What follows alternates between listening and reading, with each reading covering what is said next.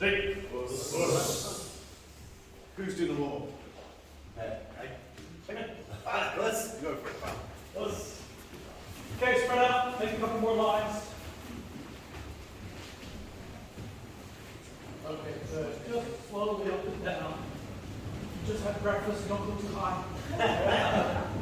Talking to myself here.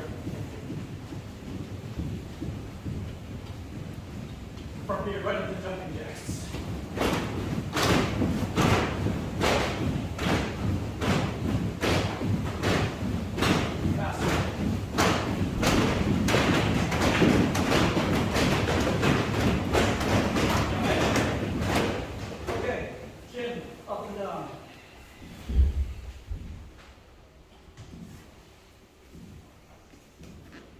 Left and right. Your shoulders. And circles.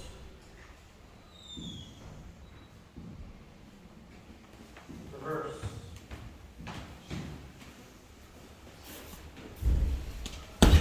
From here, shoulders up, strong tight. Exactly how you do not one punch, and relax. Think about the contrast. Up and tense, yeah. And shoulders back in circles.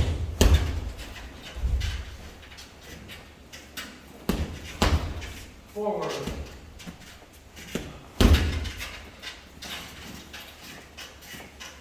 And up, Frankenstein style, quicker shoulders.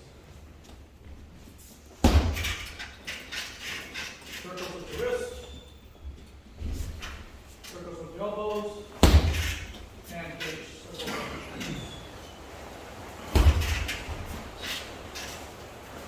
Good, shake it out. Hands on your hips, hips around.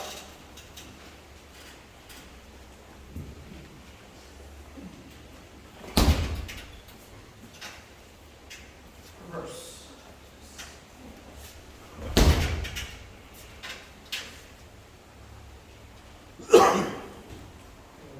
Feet together, knees, small circles. Reverse. Good, bending and straightening. Stay straight.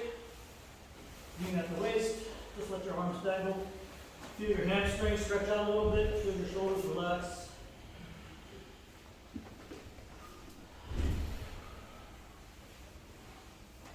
Good, back up, feet about shoulder width, down again.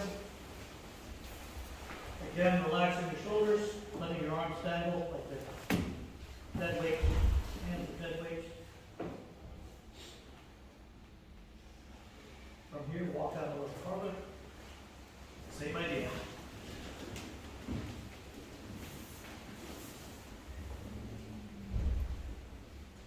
Okay, bring your chest to your right knee.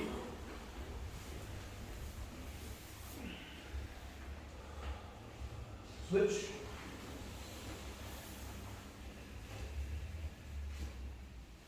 Keeping your feet where they are. Stand up at the waist. Rotate towards the doors. Deep front stance. Hips open.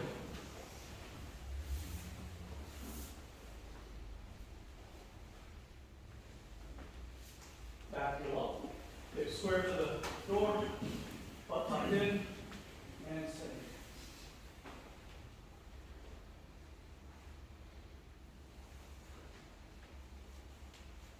Push back on your heel. Come up.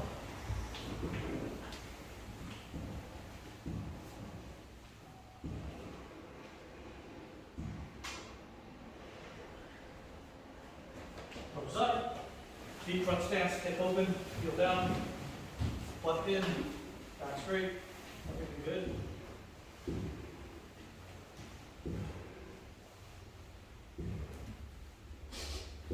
Heel up, hips towards the showman, flags, and sink.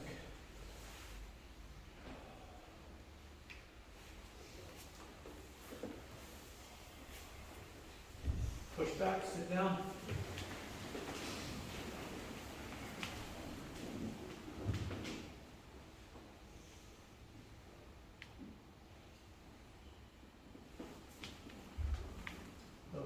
from here, back up. Keep shoulder width again. Rotate here one more time.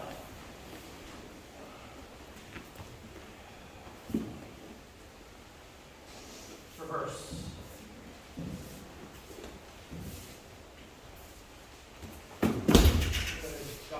Anything on wrist, stretch it out now.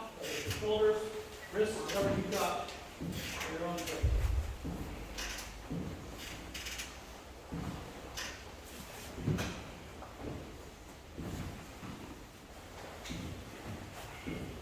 Come in, turn around, fix your knee.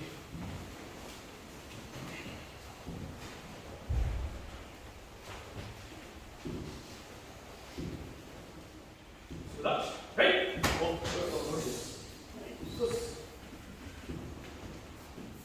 Okay. Okay, let's go. Hey. Okay, guys, pedal. Yeah, hard.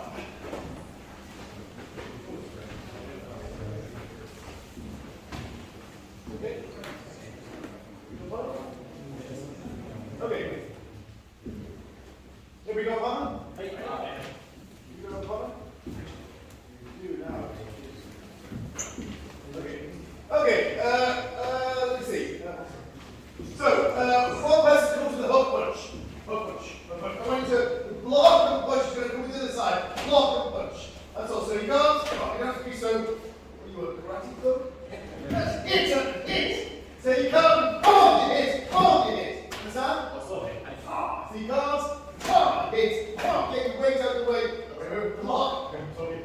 Hit. You can't. Understand? Hit them, get hit. Hit them, get hit. Don't try to kind of be so kind of like, oh, he's using control. Like, play the act. Play the theatre of it. Oh, he hit me again. Oh, he hit me again. Understand? Oh, right. Go for it.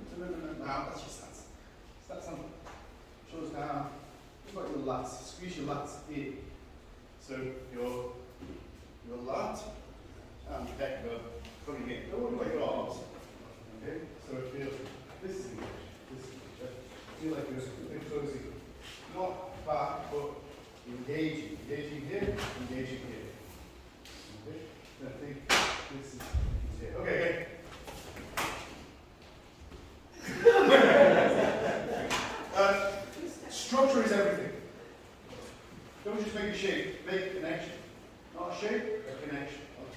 This connection is vital. So I'm using my lat, I'm using my peg to engage with this arc. Not the shape of the block, but the actual block itself. Understand? Okay. So like all blocks have this structural alignment.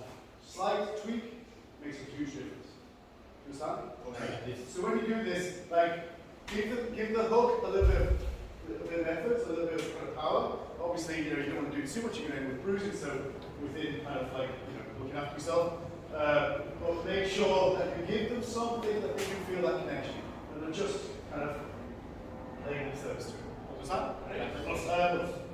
One other thing. Okay, so yeah, let's do that. And then, so he comes and you're moving. Then from here, I want you to grab. I want you to pull. Then when he pulls, think about that front leg. You're going to pull. Let me shift this front leg. Us. We're talking about the timing of Ashley Bryan yesterday. The first class leg. So that kind of feeling, yeah? So it doesn't really matter what leg he's got forward. Like if he's got this leg forward, I'm going to put in a.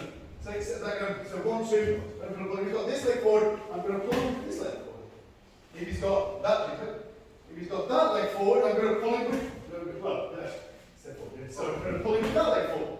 It doesn't really matter. When you pull him forward, one leg is going to go forward, and you can use your front leg just to try to get that timing. Pull and catch your breath. Don't have. It's all about time. Understand? Right, here we go. Here's an extra question.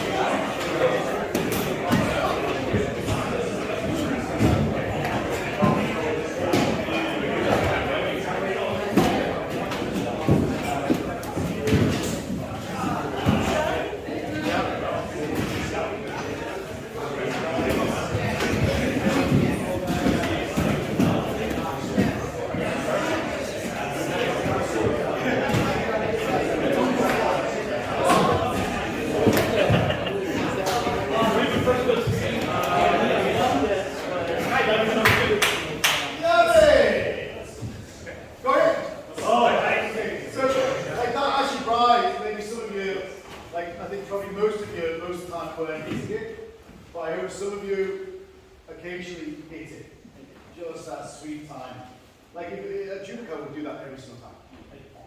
Every single time they can. But like, practice people, we don't do that so much. So it just takes practice, but it's just practice, it's just time. Just like for a judoka, if they saw us, someone attack me, block and counter, they go, oh, jeez, that's amazing. Yeah, we used to do it all the time, so we practice that timing. But then the leg sweep is just a third of the time, yeah? But like with a little bit of practice, with a little bit of kind of like just, I don't know, working on it, you'll get it. What you don't want to do is hack. Like the karate answer is just hack at everything, right? No. You want to just try to get that sweet kind of the pulling and actually right. So it's just as they step, then that's when you go. But a lot of people are stepping and then you're hacking away. So don't bother. Like you're not practicing something that will work. So why practice it? Do you understand? Okay. So guys, kata application, 4 basic rules. First of all, you don't change the kata. You don't add anything. You don't take anything, you don't add anything. Secondly, the attacks are real, as in realistic, not real, but realistic. So, you know, you're going to do a hook punch, you're going to stand there, like a lot of people do hook punch mistakes actually, just hit, like it's realistic. I mean, they can be straight punches as well, but also around. Third one is that the attacker, reacts as if they've been hit. So like that's why I was saying people go, dong, dong. Like you've just been hit full force in the solar plexus as you're attacking. That's when you're vulnerable. So you're going to really suffer from that. So you're hit, oh, like feel like you've been hit. Go again, it just gives that little bit of timing, a little bit of difference, yeah? And then the fourth is that the elements, these 3 elements, these initial 3 elements, add to the performance of the kata. So I want you to have that feeling, we've just done kind of 3 more two gigs basically. I want you to feel the same feeling that you had when someone was attacking you. So when we're going to do kakusho, so when we do kakusho, we have that sense of springing out of the way. We have that sense of defending and defending. So we're trying to put those elements into the performance of the kata. And they're not only hollow in the sense of, you know, you're moving your hand without body mass, but they're not hollow in the sense that they have no meaning for you. But they actually have meaning for you. So you're trying to fill the kata with as much kind of stuff as possible. One last thing I'll say about that. Kata often means, you know, we translate it as form, but the kanji for kata has 3 basic meanings. First of all is form, shape, form. Second is law, as in law. And the third is mold, as in if you have a mold, you know, like the statue of the thing that you get on the top of every karate tournament trophy. You know, like you can fill that mold with plaster of Paris, and it's kind of like a useless plaster of Paris. You know, you can fill it with silver, but still be valuable. Gold, that's valuable. Platinum, oh, it's really valuable. So what you put into that mold determines how valuable it is. Not the mold itself, the mold is useless. It's what you put into it that's important. So what are you putting into this mold? Are you putting a hollow, empty feeling? Or are you thinking, oh, someone's attacking me, I'm going to shift my weight out, block, make connection and hit them. Okay, well, I'm still going to make a fall. But I'm going to shift out the way. I'm going to use that leg just to take the leg before I go to hit. Understand? So try to fill the mold of kakusho with meaning and feeling. We can use bunkai to help that. Okay? Any questions? Yes. And so when you're thinking of application, you don't want to deviate from what the kata is, but what you just did, this is the kata, this is what you're doing, that's a deviation, but... Well, so, Moroto-uke, augmented reinforced block, it's always, you know, I think maybe sometimes people misunderstand that you're trying to reinforce this block with the push of this hand. No, it's reinforced with the punch. So like, Moroto-uke was always like this. And then over the years, it's kind of morphed into a more form-like thing. And to the point where you have people like do silly things like, well, you punch, you go there. No, this is always Urazu. This is always Ujuki Urazu. So yeah, I mean, I think the wiggle room is that, like, you can two things. You can reference original form rather than the stylized manufactured form of Shotokan nowadays. Also, you can reference kind of like older versions of the kata, which will kind of help you inform what you do. And like the last thing I'll say is that as long as you're following the principles that underpin that movement, that's probably enough. things might change. Things change because you're no longer dealing with an imaginary perfect opponent. You're dealing with a realistic opponent who's taller, shorter, fatter, wider, can longer arms, shorter arms. Timing is a little bit off, so that then produces an infinite amount of variations. But as long as the principles are the same, it's fine. Oh. So for me, this first movement, you're shifting, you're dropping, you're creating connection, you're punching. So am I just hitting them, or within the form, am I making that form? It's the same thing. The principle's the same. Okay, that's right. Okay, everybody, please hold. So, shifting, corporate starch, Moral-2K. To our right. Okay, in. And then left, in. Then on your center line, yeah? On your center line, so this leg steps back, this leg comes across, and you're blocking the rest of this out. Okay, one more time.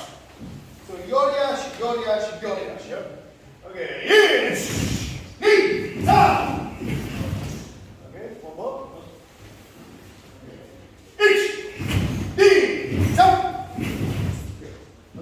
So traditional timing is 1, 1, 2.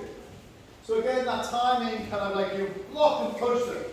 They're going to punch again, you're going to block, punch, and then take the leg as you pull. Like that kind of imagination. You don't have to use that imagination, but you can. Okay, last time.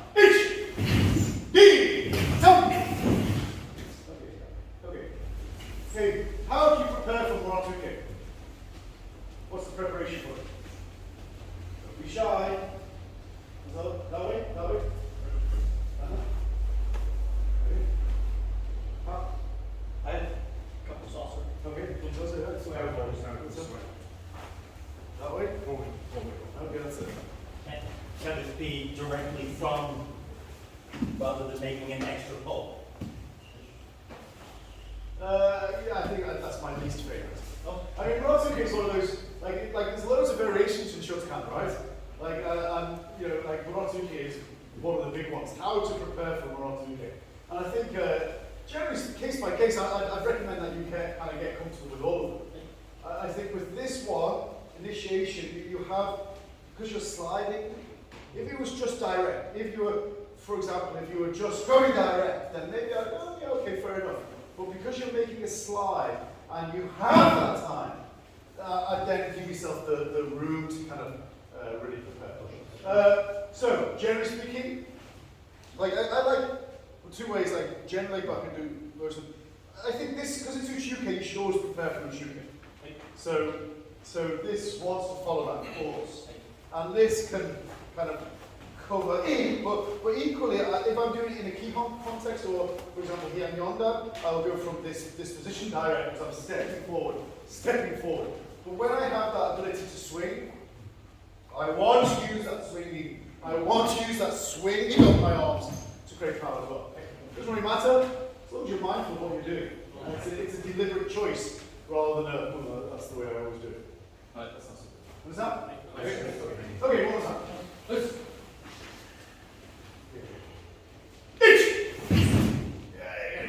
What it should do is involve tension. Again. Not.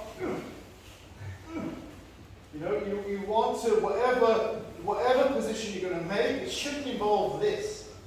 Because you want to, like, whip that hand out, right?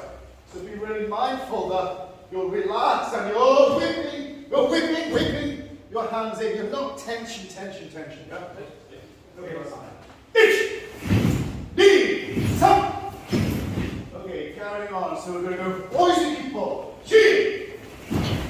Go! Go! Yeah! Okay, yeah. So it's punch, relax, punch, yeah. Okay, one more time. Rock again.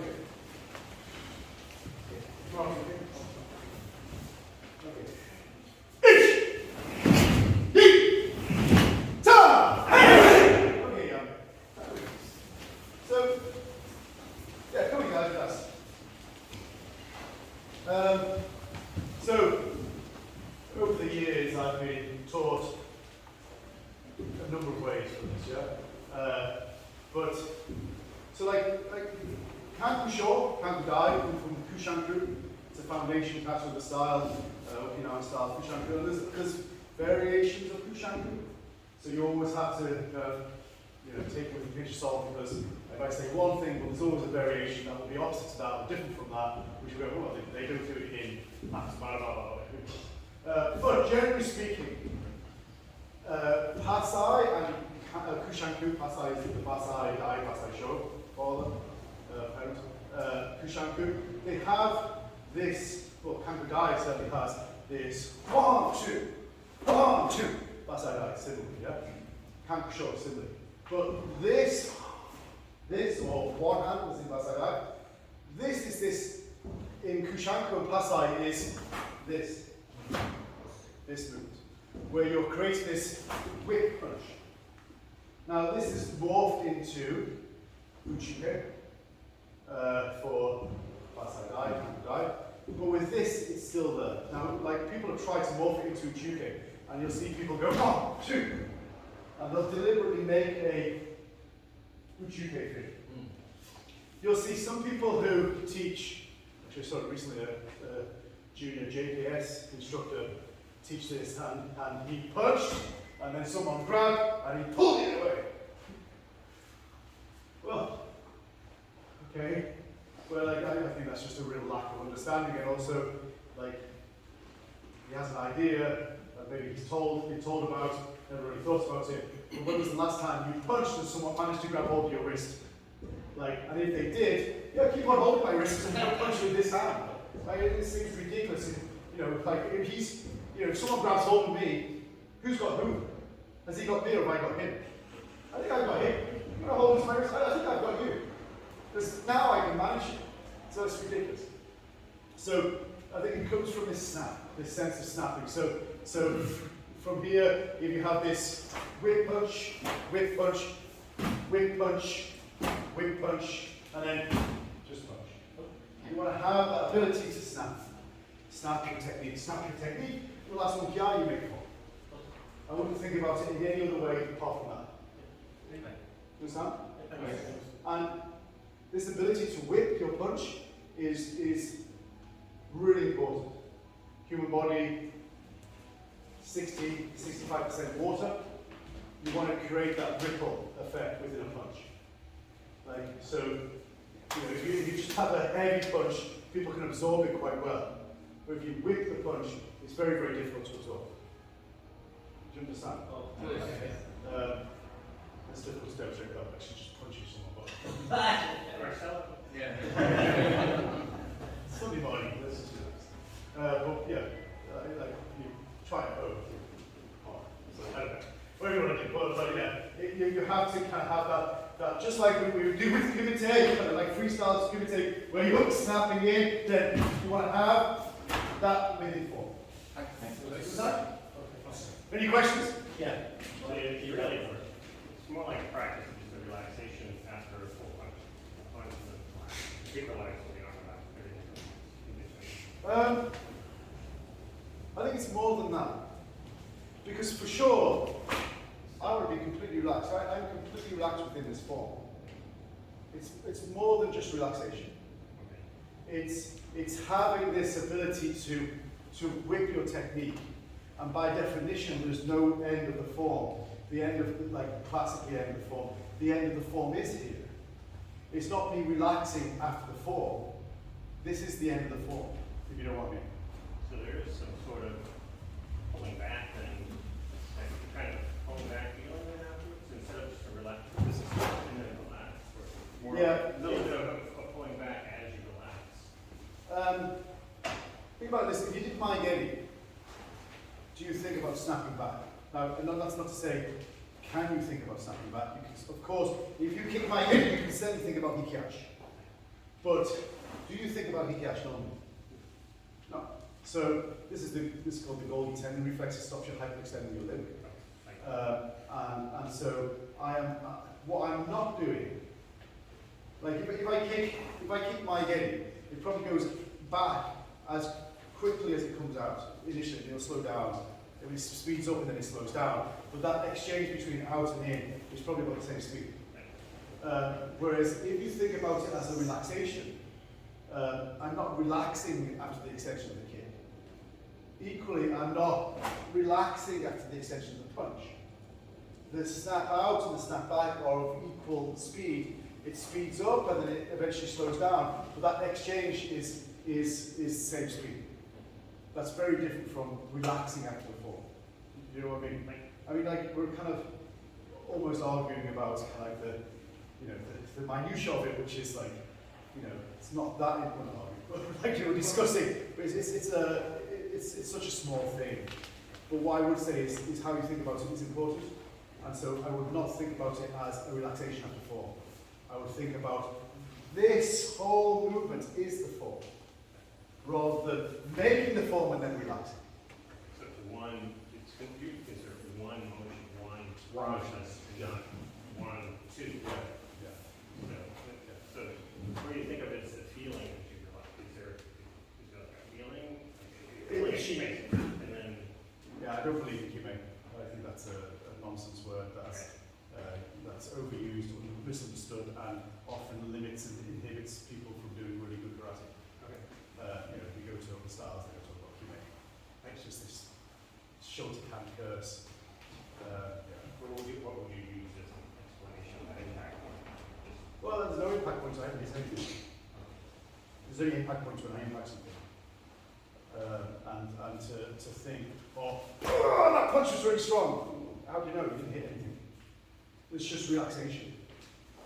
There's relaxation, and I'm not really hitting anything. Like, of course, there's a point of connection. There's a point of shime, closure of my stance, point of connection with my abdomen, point of connection with my kek and lat.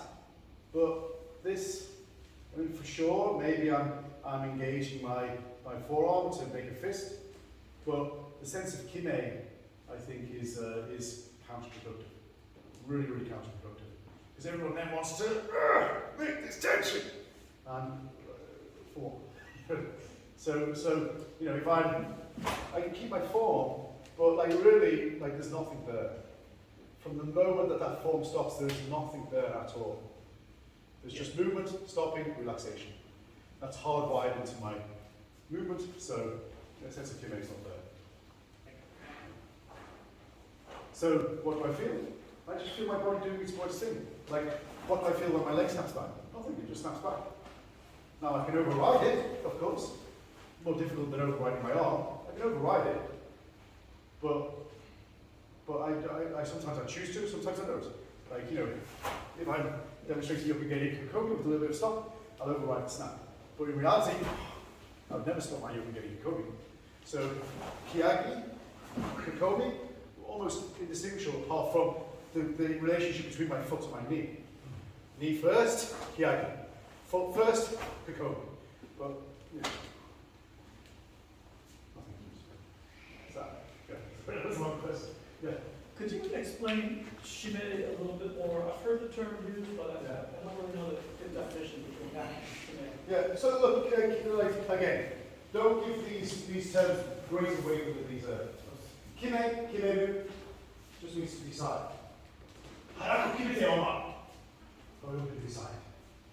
Maro shite yo. Close the window. It just means decide, close. It's just verbs. So don't give it any greater weight. It only has greater meaning than you personally do.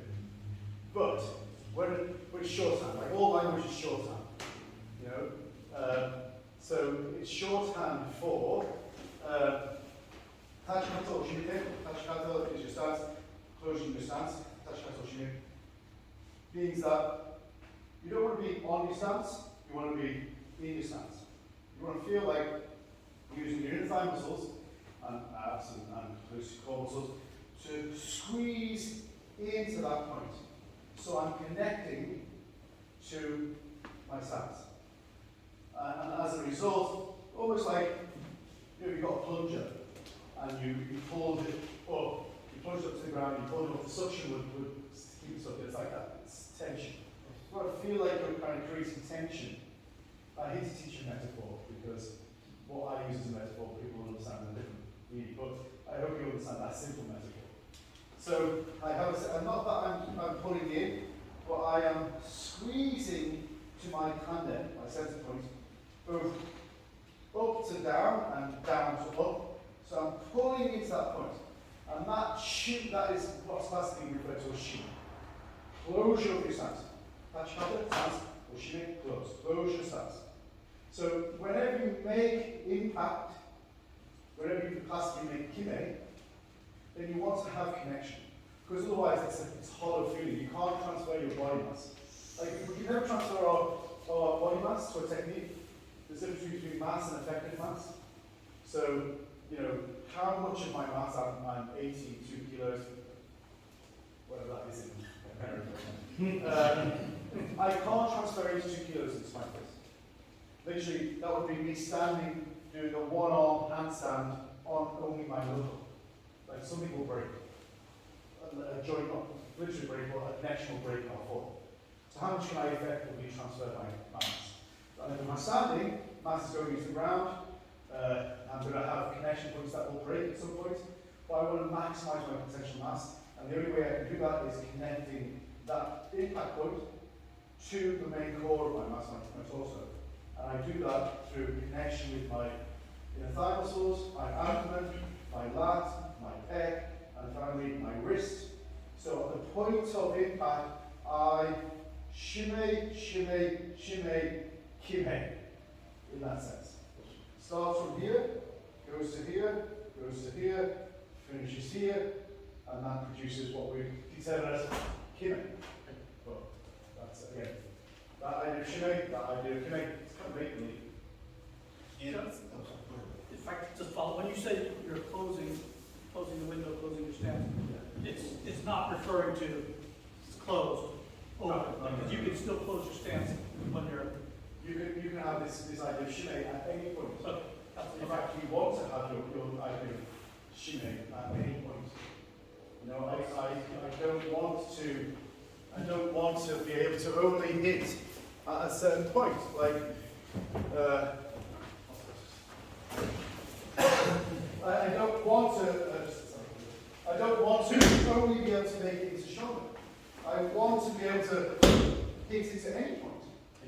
This is shizen. If I go into hammy, I can still make power. As long as my body mass is moving in that direction. I want to be able to kind of hit at any point. You understand? By making that connection.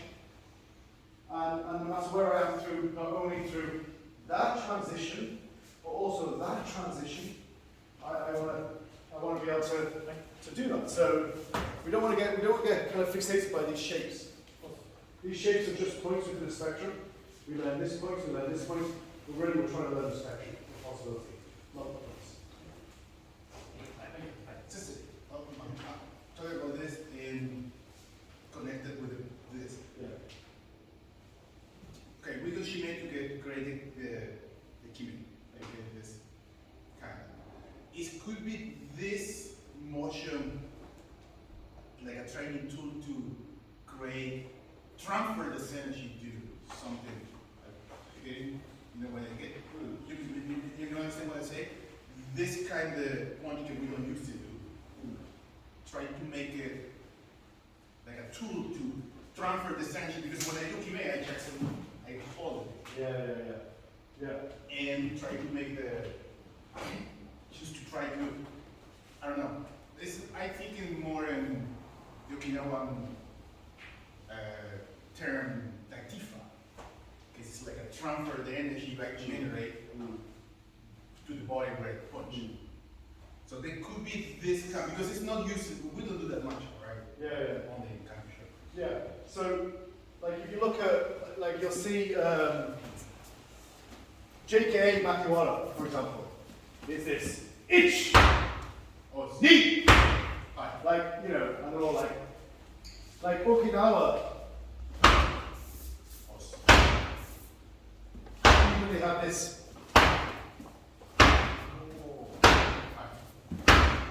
This kind of circular pattern, constantly motion. I like that. So yeah, you never want to hold. You never, like, Shotokan is too stiff. It's too much focus on form. And we've straightened it so much. Very few circular, even like, you know, classical rounding techniques now become straight. You know, like it's ridiculous. So you want to try to incorporate as much roundness, as much softness, as much width as possible, because it's been systematically taken out of Shotokan for the pursuit of kime. So we'll show your kime. How can you show your kime here? You see the kime there? Yeah, I can see the Beverly kime. It's not the there.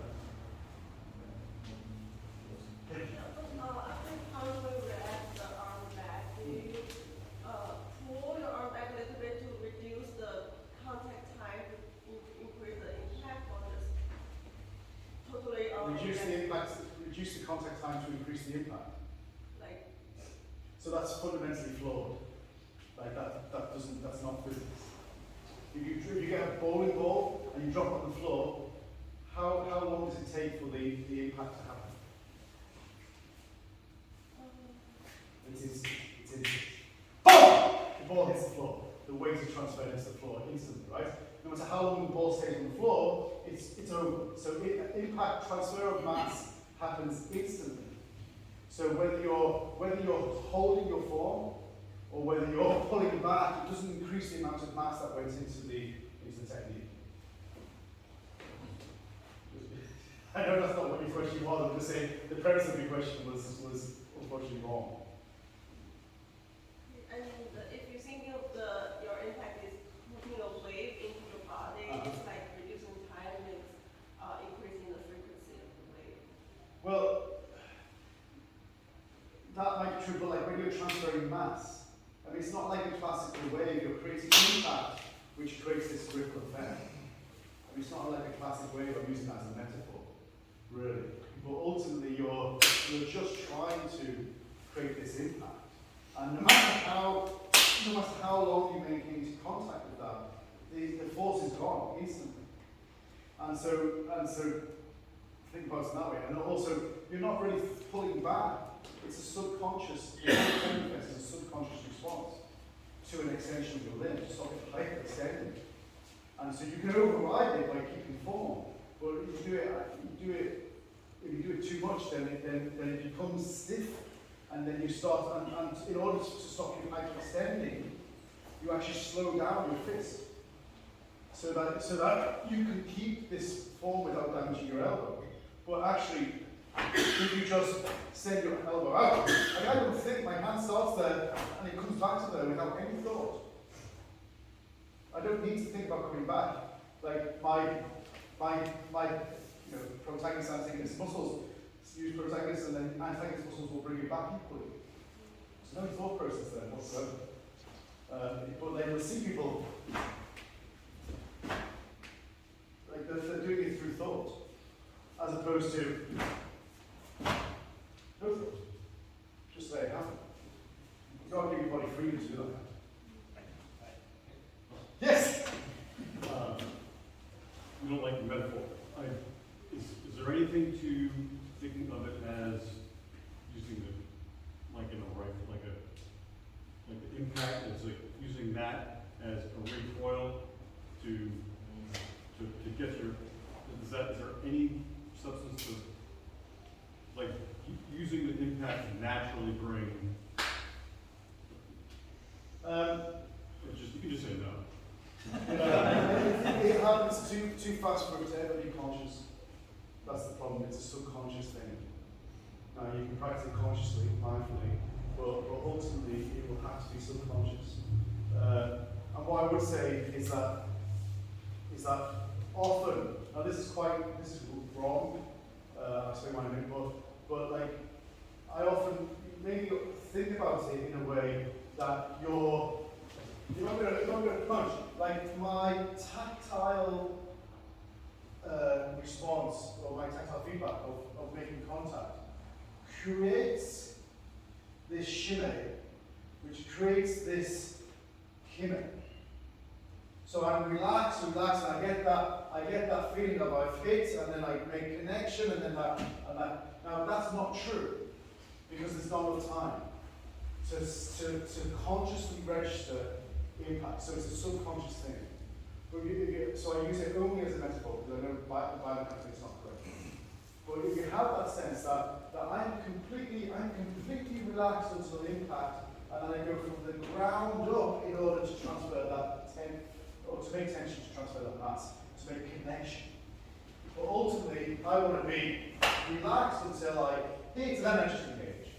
And that is experience and subconscious responses to impact. Okay? Oh, Action shot! Okay, you're ready. Okay. Okay. Ich, die, tan, chi, go, go, ha! Okay, okay, one more time. So just that last one, yeah? Please relax. Like I'm counting twice because generally speaking, that's the HD, that's the generic count for Shotokan, although it shouldn't be. And obviously when you perform the kata, there's no count anyway. But I'm going HD, Sanshi, go, just to recognize the decision. But still, make form. Make form, yeah? So even though this I'd say is shizen rather than making handy. Shizen, so you go from engagement to relaxation, rather than engagement again in handy. And of course the last one is full oisuki, yeah? Okay, one more time. Okay. Ich, die, tam, chigo, rosich, ha! Okay, carrying on. Cool. Jo, ich, die, sa, chi, go. Roll. You're all right. We don't touch. Okay, shit. Hands go. Achoo. It Gee. Okay, you're right. Okay. So we'll practice that one time. We'll do it. Just watch this. So you made oisuki. So this hand is coming through and reaching. Yeah. Reach and make this guy yuki. Yeah. Then from here, you're going to make a fist. It's going to pull to your hip. That rotation. Just pull. From this point, Maigiri, Osayuke, Padegarabi. Baku Chuke, Gatsu Choksuki. Then this Manchikamai. Grab, over and down. Rainoshi Dutch. And again repeat. 1, 2, 3. Okay? Oh, That's right. Face forward, please.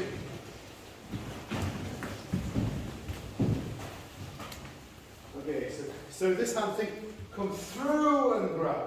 Okay, here. Good exercise. Just exercise shoulder hips work. In my area. Ni, san, shi, go, chich.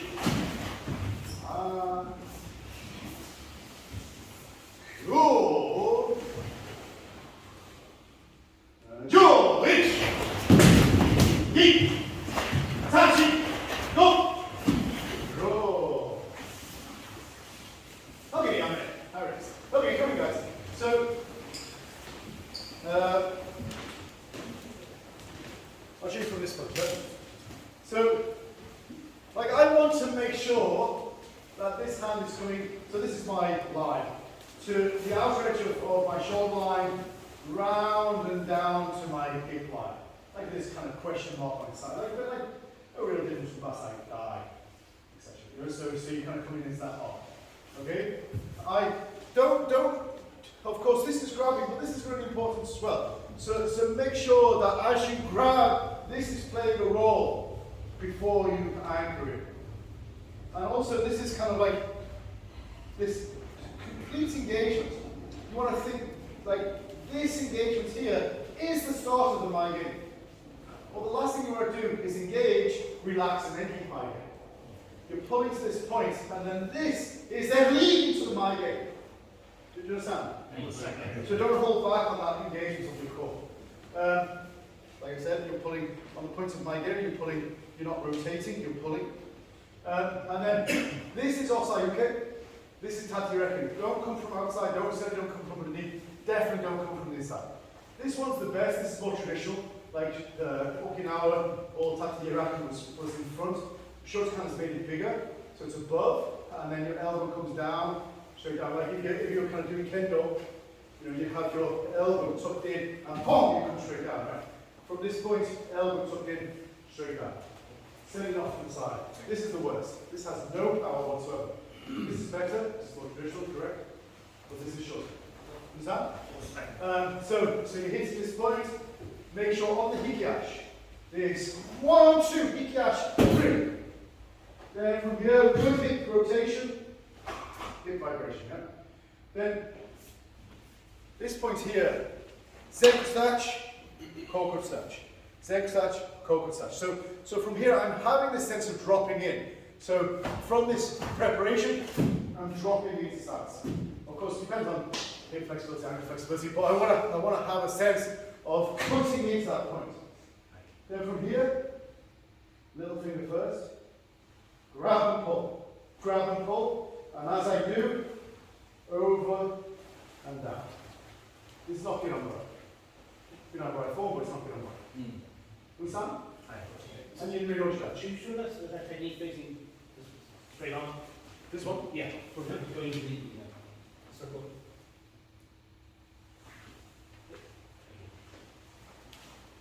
This used to be far more complex. This used to be more this, where it's just been simplified to this. It's not more. We'll do that. Okay? Is the tron, this is the hidden brain you take it from here? Yeah. Those are the short line. Or From here. No different from normal man. Okay? Any other questions? No? Okay, one more time. Let me see. Okay. Yeah. Knees up. Cheek. Hook. Chin.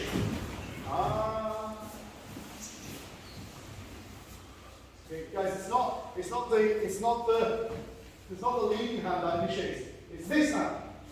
This hand, and then your front hand, your left hand is secondary. Yeah? Okay, carry on. Shin. Go. Look. Cheek. And shoot. Shoot. Yeah.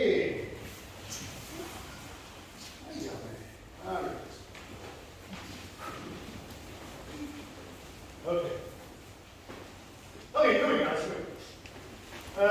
So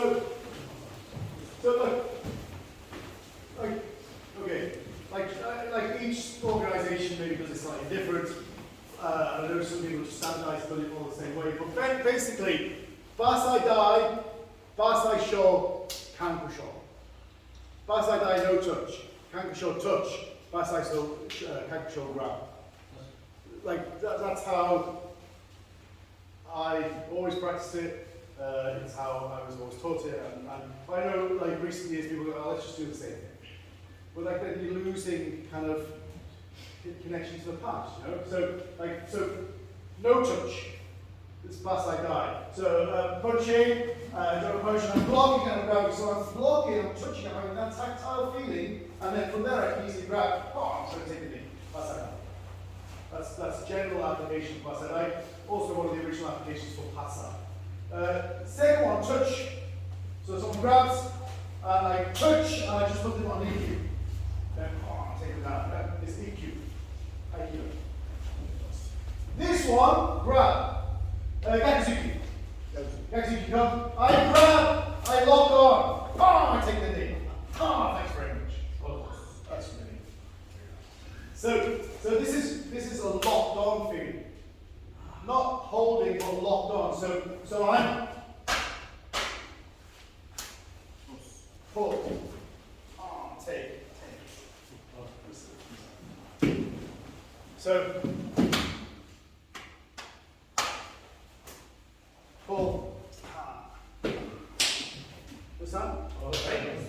Like this actually, it seems really obvious, but like, you know, like when I'm doing kumite, like with the guys in the morning, like in a few, like not the, I won't secret. But like, there's a few of them where like someone attacks Yakuzuki, and I can easily just kind of put them into this arm lock, really easily, because it just happens. My hand is there. As if I happen to kind of be going, I find myself here, then that's easy. So although it seems quite orchestrated, it's not that difficult to lock the arm when someone attacks Yakuzuki. Understand? You want to try this?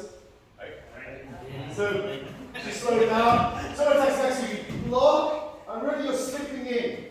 You're putting your hand on their shoulder, and then lock on. And then from this point, shift your body, and then you can kick the leg, hizageri, and then just this is pushing down, palm back of the head.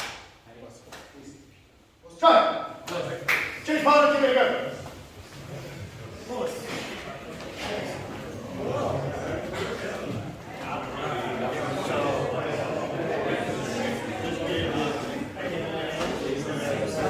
Guys, Yakuzuki attack, Yakuzuki.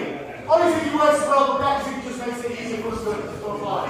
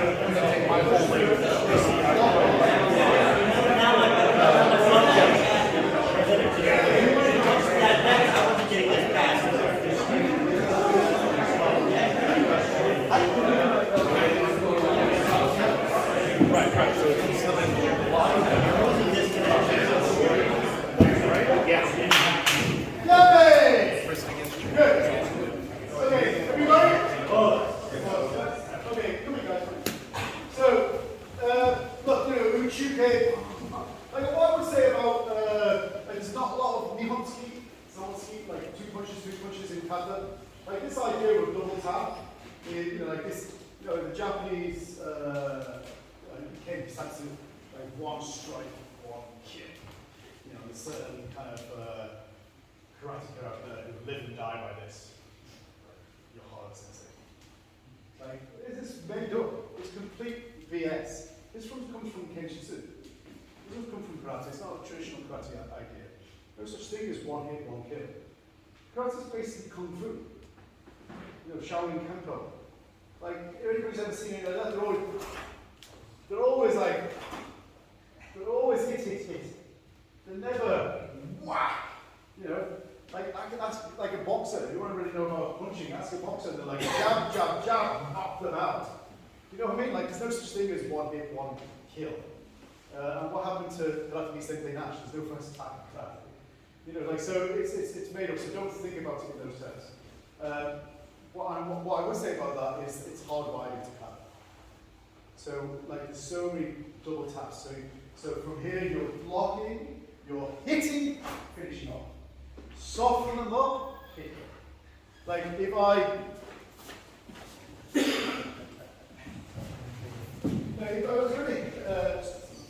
was going to hit someone, then you're always making decisions. And so, quick, short, like this impact phase technique, so I'm going to drop my leg, rotate my hip, drive my heart arm in synchronization. Okay? This is the initial hit.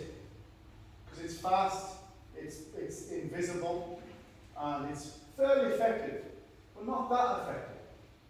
So you always sacrifice time for power.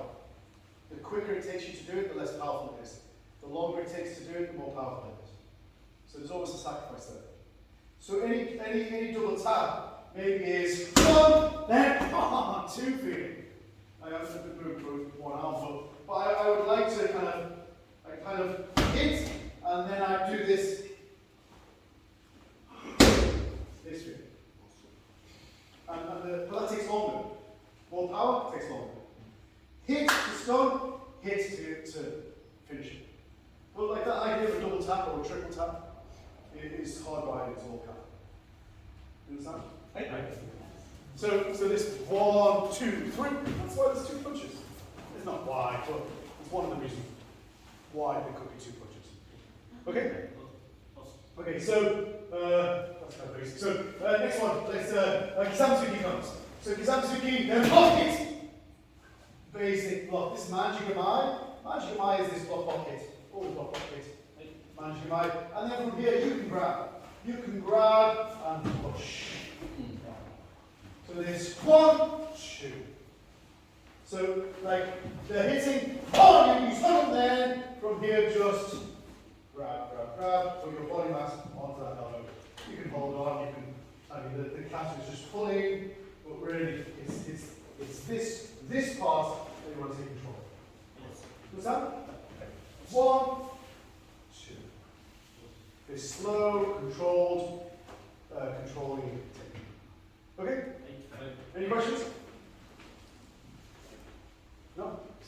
So the pulling hand is here? Yeah, I mean, look, depends on the person. The form, of course, is here. From this point, of course, the form is this. But this sense of pulling in, using your chest. I mean, you can from here, you can also have it like this. Really, it makes no difference. You can control it this way. You can do lots of things with it. You can also shift, of course. Case by, like, he is going to determine how you apply these principles. But the principle is take control, squeeze your chest, open your chest, shift your weight, shift your body into this point. Now, how that looks in response to him is going to be slightly different from the principle he said. Okay? Okay. Change partner, here we go. Okay. Kisamsuki, block hit, take control.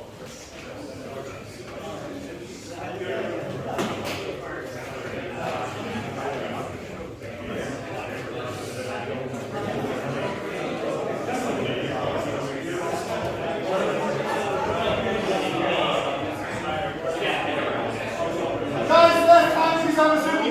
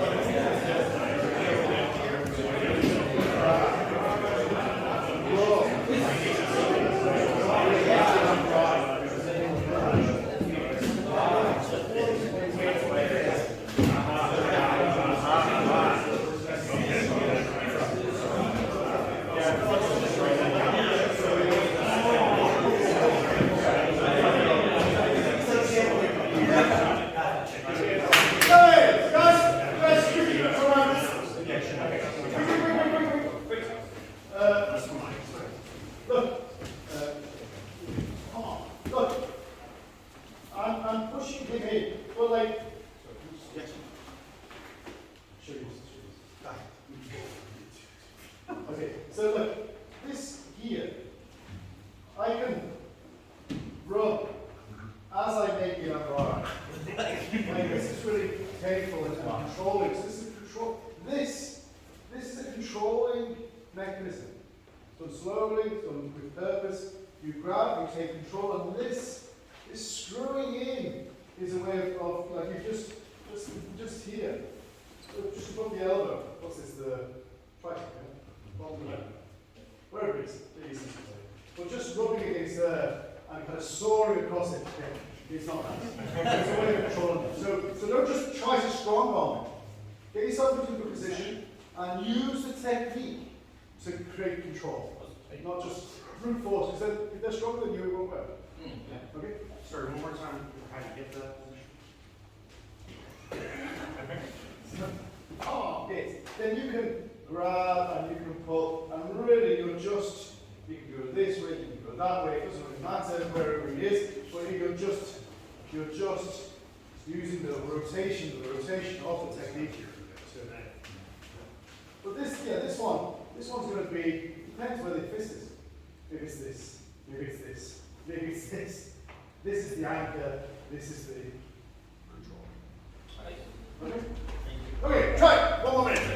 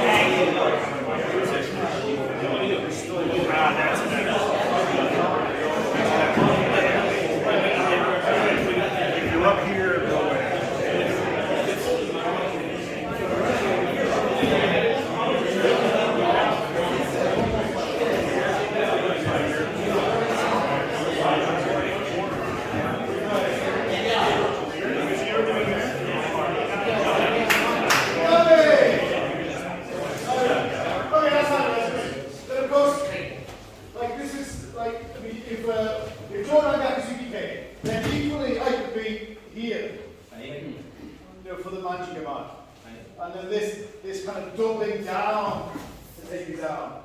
Like this is 1, 2. It's the same thing.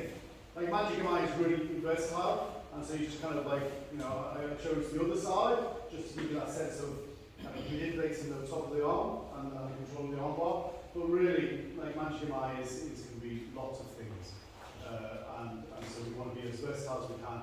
And really, you know, this technique is, you know, this basic hand kata technique is the same as this technique, it's the same as this technique, it's the same as this technique, it's the same as this technique, it's the same as this technique. It's all the same. So, like, it's always either block, block, strike, or block, manipulate, control, or block, take down, throw. But, you know, they have the same form but different meanings. And I'm actually not the same form now, Shotokan has changed completely. But maybe you wouldn't necessarily think that this is managing your mind, but ultimately it is. So, okay? Any questions? All good? Okay, from the beginning to that part.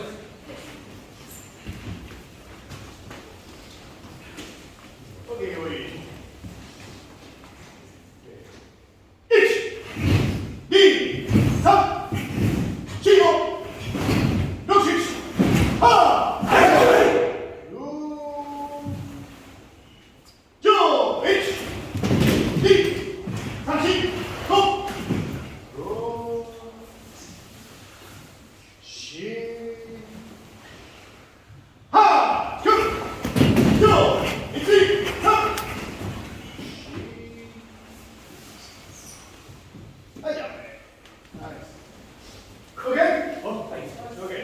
Okay, we'll have a short break and then we'll do the exciting conclusion.